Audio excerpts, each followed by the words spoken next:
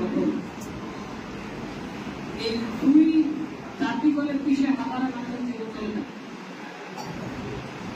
এই যাত্রা চলতে আছে, কিন্তু সাধারণ মানুষের উন্নতি বা পরিবর্তন ইতিবাচক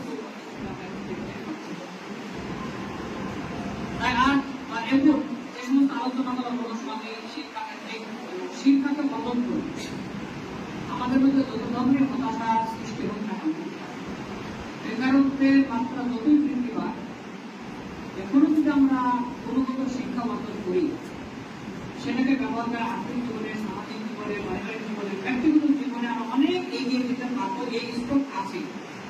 সেলিম রকসার এবং জাহাবুল হক এবং আরো যারা আছেন, যারা বলেছেন, প্রফেসর এই কথা হলো আমাদের শুরুটা হয়েছিল মানুষকে কেন্দ্র করে। মানুষকে কেন্দ্র করে আমি এখন এখানে বলছি, এখানে একটু কৃষকদের নিয়ে বিবেচিত করা হয়। আমাদের সমাজের বিভিন্ন ধরনের মানুষ আছে, এই বিভিন্ন ধরনের মানুষের মধ্যে সর্বশ্রেষ্ঠ মানুষ যারা আমার হিসেবে ঠিক তারা যারা শিক্ষার আলোয় নিজেকে আলোচিত করতে পেরেছে। সেই পৃথিবীতে বিভিন্ন ধরনের সৃষ্টি, অসংখ্য সৃষ্টি আছে। সমস্ত সৃষ্টির মধ্যে মানুষ যেভাবে সৃষ্ট, ঠিক বিভিন্ন পেশার সঙ্গে যুক্ত বিভিন্ন গুণে মনোনীত মানুষের মধ্যে শিক্ষার গুণে মনোনীত তারা আমার দৃষ্টিতে সেখানে অন্য মানুষের জন্য। এখন শিক্ষা সম্পর্কে বিভিন্ন ধরনের সংজ্ঞা আমরা সেগুলো আমার যেটা আপনারা ভালো জানেন। আমার আলোচনাটা শিক্ষিত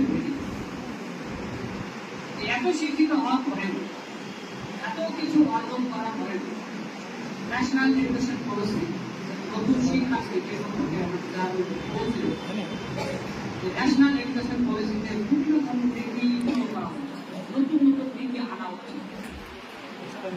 এবং সেই নীতি যখন অ্যাপ্লাই করা হবে, একটা বড় ক্রাইসিস যেটা ক্রিয়েট করতে চলেছে, সেখানে সাধারণ পরিবারের ছেলেরা যারা লেখাপড়া শিখছে, নতুন সিলেবাস যখনই লাগু হবে, তখন সেই নতুন সিলেবাসের সঙ্গে যে সমস্ত শিক্ষক মন্ডলী আছে তাদেরকে চেঞ্জ করে নতুন শিক্ষককে আনা হবে। সেই হিসেবে ওই পুরাতন সে অসন্তোষের কারণ, সে রবীন্দ্রনাথ ঠাকুর অনেক আগে পড়েছিলেন, পুরাতন ধাঁধার ওপরে নতুন করে খেলাই দেওয়া হবে। এনইপির বিষয়টাকে এখানে আলোচনাতে রাখা হয়েছিল, তাদের শিক্ষকদের ক্ষেত্র তার চেয়ে বড় কথা ছাত্র এবং নতুন এডুকেশন পলিসি চালু হওয়ার সঙ্গে সঙ্গে সিলেবাসের মধ্যে অবনতি পরিবর্তন করবে, নিত্য নতুন টেকনিক সেখানে অ্যাপ্লাই করা হবে। কিন্তু এই অ্যাপ্লাই করা যে শিক্ষক মন্ডল, তাদের সবাইকে বাদ দিয়ে কি ওই ধরনের পদ্ধতিতে পড়াবেন, উপযুক্ত ট্রেনিং দিয়ে শিক্ষকদের কিন্তু প্রশিক্ষিত করা হয়েছে? মানে নতুন শিক্ষানীতি যখন লাগু হবে, তো দেখবেন একটা অটোমেটিক প্রাকৃতিক ভাবে সাধারণ পরিবার থেকে যে সমস্ত ছেলেগুলো উচ্চশিক্ষা শিক্ষিত হচ্ছিল, সেই নরনানা ধীরে ধীরে সম্পত্তি থেকে আরো ছাড়িয়ে নেওয়ার পর থেকে বিরাট বড় জনগোষ্ঠী কিন্তু শিক্ষার গুরুত্ব বুঝতে পেরেও শিক্ষার্থীগুলো দেখেছেন আর্থিক সংকটের কারণে। এবার নতুন শিক্ষানীতি যখন সার্বিকভাবে অ্যাপ্লাই হবে, এটা দ্বিতীয় ওয়েভ অফ সিরিয়াস ক্রাইসিস শুরু হবে। তখন যখন নতুন শিক্ষানীতি ভালোবাসার সাথে শিক্ষক, পুরাতন শিক্ষক মন্ডলে শিক্ষা প্রদান করতে হবে, সেখানে ধীরে ধীরে আঘাত দেওয়া সেই সাধারণ পরিবারের লাগতে চলছে। এই সমস্ত বিষয়গুলো সামনে রেখে আমরা যারা শিক্ষক মন্ডল আছি, ছাত্রছাত্রী আছি, নিজে নিজে সেইভাবে প্রস্তুত করতে হবে।